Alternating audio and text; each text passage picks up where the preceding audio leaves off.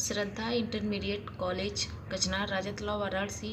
आज मैं कक्षा 12 का विषय गृह विज्ञान चैप्टर नंबर 2 पढ़ा रही हूँ और हमने कुछ टॉपिक आप लोगों को पढ़ा दिया है और उसमें लिखवा भी दिया है। उसी चैप्टर में अगला टॉपिक है कुपोषण के लक्षण। कुपोषण के बारे में हमने आप लोगों को बताया था और उसी के बारे में कुपोषण के लक्षण। कुपोषण के परिणाम स्वरूप कुछ असामान्य शारीरिक लक्षण भी दृष्टिगोचर होने लगते हैं।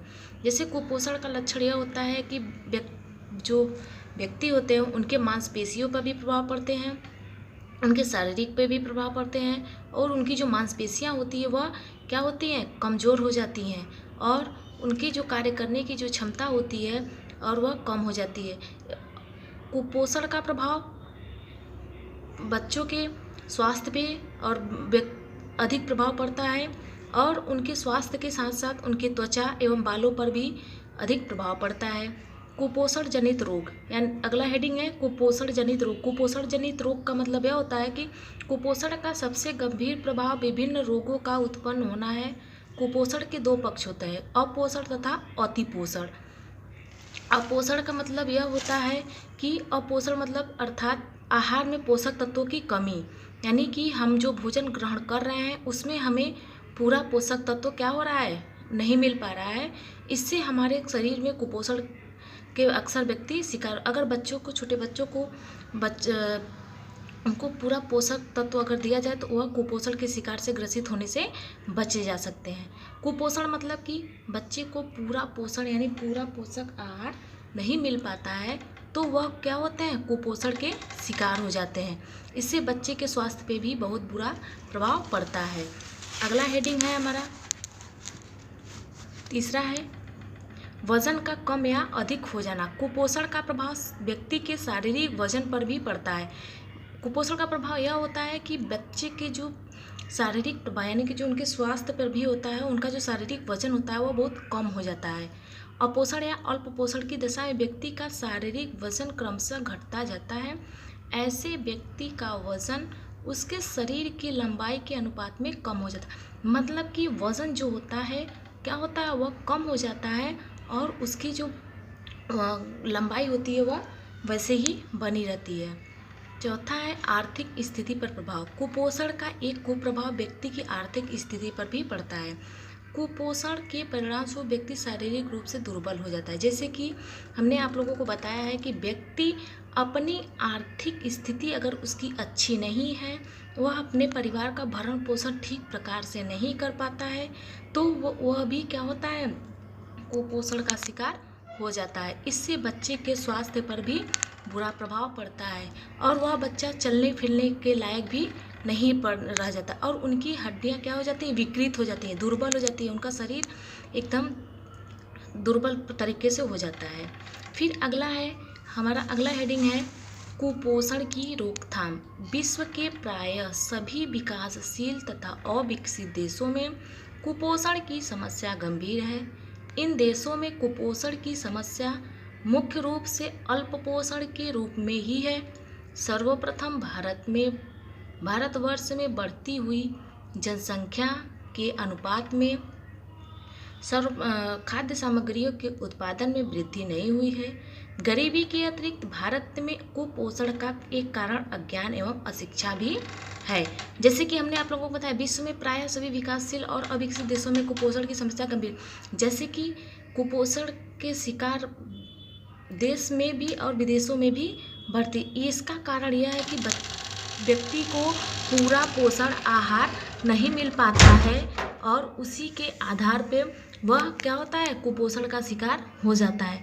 इसका कुपोषण का एक और है प्रभाव कि व्यक्ति को पूरी खाने पीने की सुविधाएं व्यवस्थाएं उसको नहीं मिल पाती हैं।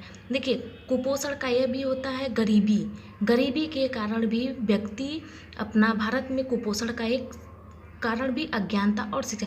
अगर व्यक्ति अशिक्षित है, अज्ञानता से ग्रसित है तो मान लीजिए वह भोजन को ग्रहण कैसे करेगा। अगर मान लीजिए उसको पता ही नहीं रहेगा कि किस तरीके से भोजन को ग्रहण करना चाहिए, कि हम भोजन कौन सा ग्रहण करें कि उसमें मुझे पूरा पोषक तत्व मिले, और उसको यह भी नहीं पता है कि किस भोजन में विटामिन, प्रोटीन और खनिज पदार्थ जो भी हमारे पोषक तत्व पाए जाते हैं, उनको यह पता नहीं रहता, उनसे केवल अपने पेट भरने से मतलब रहता है।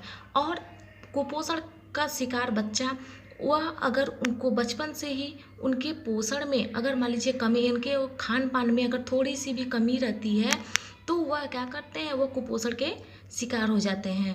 कुपोषण के कारण बच्चा चलने फिरने में, उनकी हड्डियां, जो उनके पैर की हड्डियां और जो होती है विकृत हो जाती, टेढ़ी मेढ़ी हो जाती हैं और पेट बाहर की ओर आगे निकल जाता है। इससे मान लीजिए कि अगर मान लीजिए हम कुपोषण में क्या होता है कि जनसंख्या, हमारे भारत में क्या है, जनसंख्या बढ़ रही है, अनुपात उसका क्या है, बड़ा हो रहा है।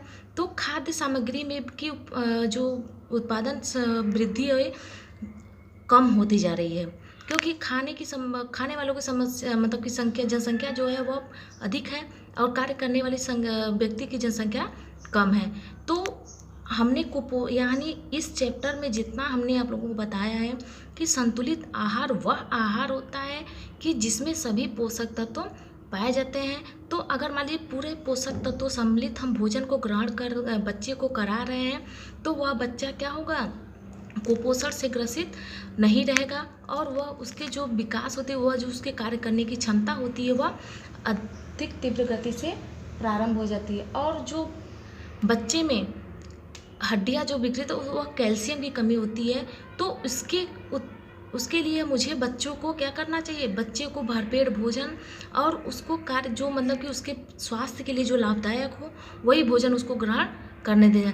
मान लीजिए एक गरीब व्यक्ति क्या करता है कि अगर मान लीजिए वह कार्य कर रहा है तो वह भोजन को केवल अपने पेट भरने से मतलब रख सकता है, लेकिन उसको यह नहीं पता कि हम अपने बच्चे को भोजन यह दे रहे हैं तो उसके स्वास्थ्य के लिए लाभदायक है कि नहीं है, उसको पूरा पोषक तत्व या पूरा पोषण आहार मिल रहा है कि नहीं मिल पा रहा है।